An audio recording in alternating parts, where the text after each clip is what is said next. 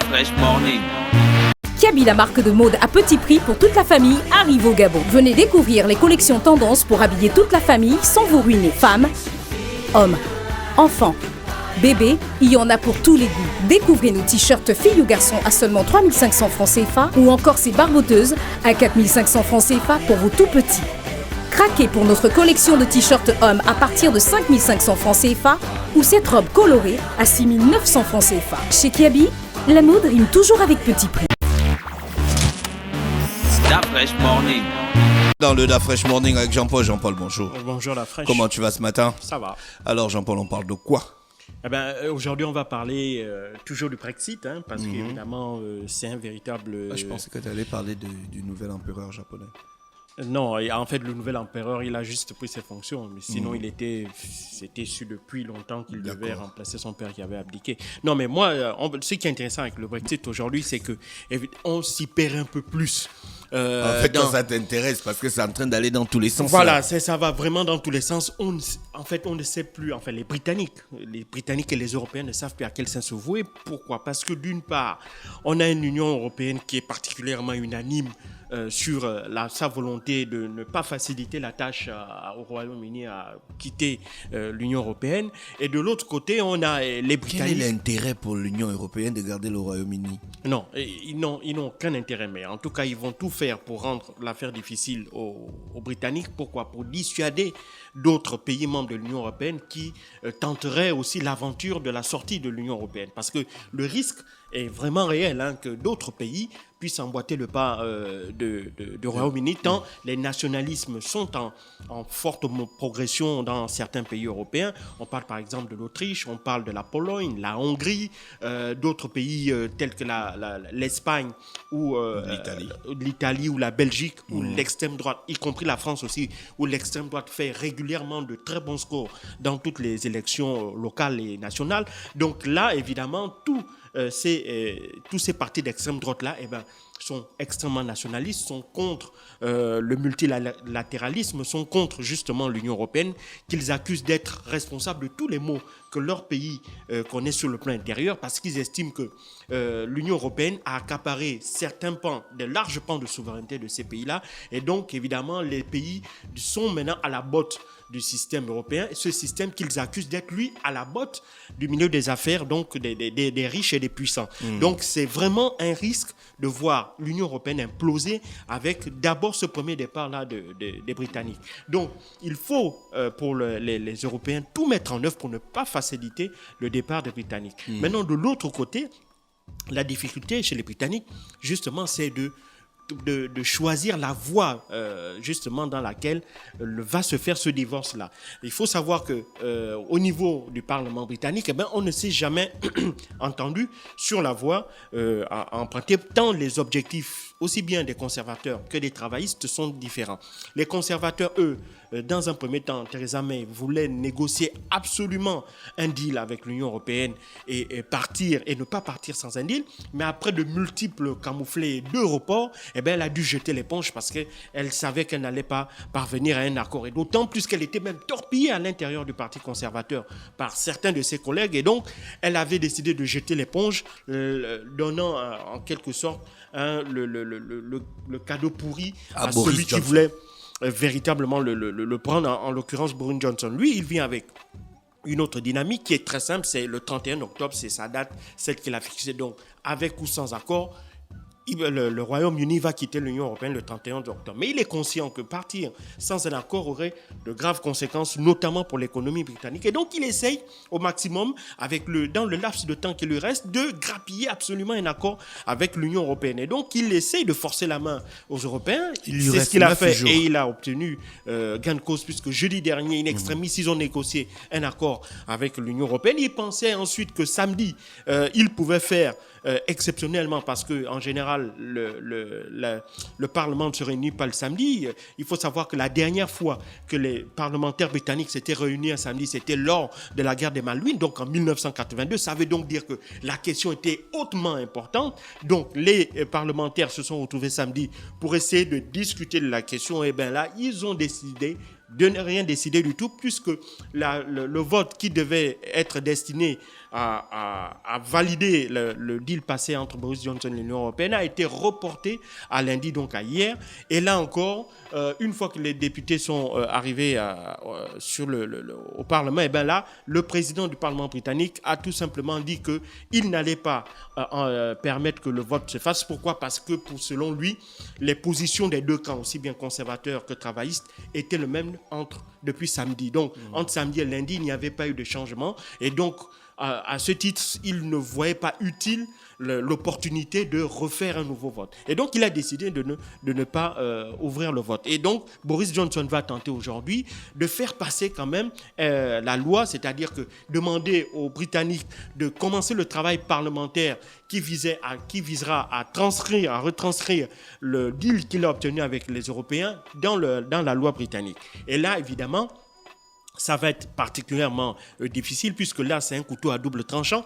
Si les députés acceptent de faire ce travail-là, à partir de maintenant, ils seront obligés de travailler tous les soirs, week-end compris, pour essayer de faire qu'au plus tard à la veille, donc au plus tard le 30 octobre prochain, cette loi-là soit transcrite dans le droit britannique.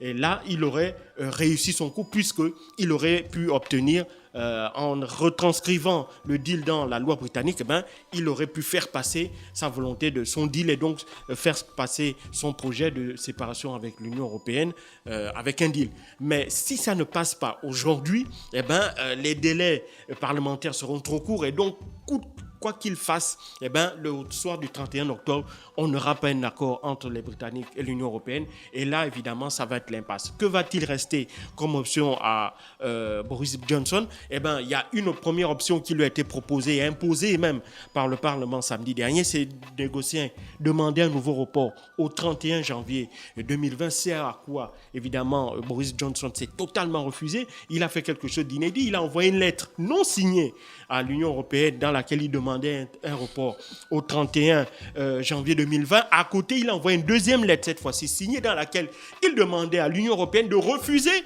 d'accorder ce report que lui-même il demandait dans la première lettre au 31 janvier 2020. Donc c'est pour vous dire... c'est une stratégie en fait. Voilà, non, c'est pour dire aussi le tempérament de l'homme. L'homme reste droit dans ses bottes. Il a un objectif pour lui. Il ne veut absolument pas qu'il y ait de report parce que c'est ce qu'il a promis aux Britanniques, quitte à se mettre à dos l'ensemble du système parlementaire britannique. Il s'en fiche. Lui, il a un objectif, c'est de partir coûte que coûte le 31 octobre 2019 de l'Union européenne. Alors derrière, s'il n'y a pas d'accord, on est obligé soit on négocie un report de départ de l'Union européenne. S'il n'y a pas de négociation de report, il y aura un divorce sans accord entre le Royaume-Uni et l'Union européenne, avec toutes les conséquences que l'on a, que tous les experts en économie, en finance et en droit du travail et autres essayent d'évaluer. Et puis derrière, évidemment, les Britanniques continuent de se déchirer sur cette question-là. Parce que d'un côté, il y a les pro-Brexit qui accusent maintenant le Parlement d'être l'instigateur d'un éventuel divorce sans accord avec l'Union européenne, parce qu'ils estiment que le Parlement torpille ou met tout en œuvre pour empêcher que, évidemment, ce divorce avec un accord puisse avoir lieu. De l'autre côté, il y a les pro-Brexit, qui accusent le Parlement de torpiller le travail parlementaire, et il y a les anti-Brexit qui accusent véritablement les conservateurs et tous ceux, les politiques, les membres de UKIP, de Nigel Farage, d'avoir trompé le peuple britannique en leur vendant un projet qu'ils savaient totalement irréaliste. Et donc, ils demandent tout simplement que l'on revoie la copie et que l'on aille même à un autre référendum, quitte à reposer la question britannique de savoir s'ils voudraient véritablement sortir de l'Union européenne. Cela permettrait de rester dans l'Union européenne et de mettre fin à cet imbroglio qui dure déjà 3 ans et demi. Et qui dépense beaucoup d'argent. Qui coûte beaucoup d'argent et pour lequel, évidemment, ils sont fatigués. Donc, il y a cette extrême polarisation et des deux côtés, il y a un Boris Johnson, évidemment, qui joue la carte de messager du peuple contre l'intelligentsia britannique, donc contre le Parlement, qui est là pour tout mettre en œuvre pour essayer de garantir leurs privilèges qui sont offerts par l'Europe. Et donc, il tient coûte que coûte à justement, selon lui, à respecter la volonté du peuple de 2016 qui avait demandé de sortir de l'Union européenne. Et donc, pour lui, il faut mettre fin à la récréation et que la date à laquelle il s'est tenu, donc le 31 octobre prochain, il faut absolument qu'il la respecte coûte que coûte. Et de l'autre côté, malheureusement, on a un Jeremy Corbyn qui essaie, lui, de tout mettre en œuvre pour que Boris Johnson n'y parvienne pas et que ensuite, s'il échoue, lui, il pourra avoir la majorité parlementaire pour faire passer une motion de défiance en vue de faire tomber le gouvernement de Boris Johnson, ce qui lui permettrait de prendre la tête d'un gouvernement intérimaire qui préparerait de prochaines élections législatives anticipées et qui lui permettrait d'accéder au pouvoir. Le problème, c'est que tous les sondages britanniques le disent, Jeremy Corbyn n'a pas l'assentiment des Britanniques pour occuper le 10 Downing Street. Et donc, c'est ça un peu qui le tue parce que eux, ils considèrent que c'est quelqu'un qui n'a pas un fort tempérament, qui n'a pas un fort caractère. Et donc, il a cette espèce de déficit d'image-là qui fait qu'aujourd'hui, il n'arrive pas à avoir l'assentiment de la majorité des Britanniques. Les Britanniques voudraient voir éventuellement une autre personnalité aussi plus jeune, plus charismatique.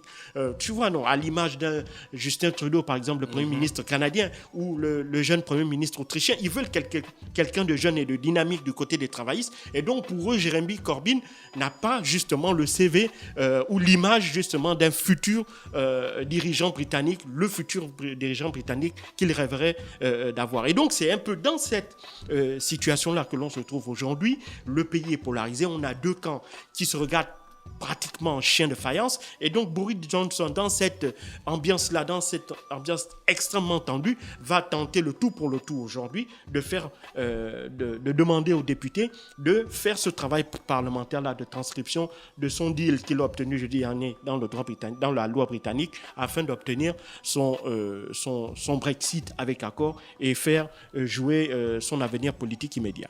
En tout cas, on attend le 31 octobre. On attend d'abord ce soir ce que les députés vont dire et puis de là, on verra quelle sera la position de Boris Johnson. Merci Jean-Paul qui est avec nous ce matin, qui revenait donc sur le problème, la question du Brexit. Dans l'actualité internationale, restez connectés sur les 104.5 Urban FM, la station urbaine dans le DAF Fresh Morning, le réveil matinal le plus haut de la capitale, sur la radio la plus haute de la capitale. Kiabi, la marque de mode à petit prix pour toute la famille, arrive au Gabon. Venez découvrir les collections tendances pour habiller toute la famille sans vous ruiner. Femmes, hommes, enfants, bébés, il y en a pour tous les goûts. Découvrez nos t-shirts filles ou garçons à seulement 3500 francs CFA ou encore ces barboteuses à 4500 francs CFA pour vos tout petits. Craquez pour notre collection de t-shirts hommes à partir de 5500 francs CFA ou cette robe colorée à 6900 francs CFA. Chez Kiabi, la mode rime toujours avec petit prix. Start Fresh Morning.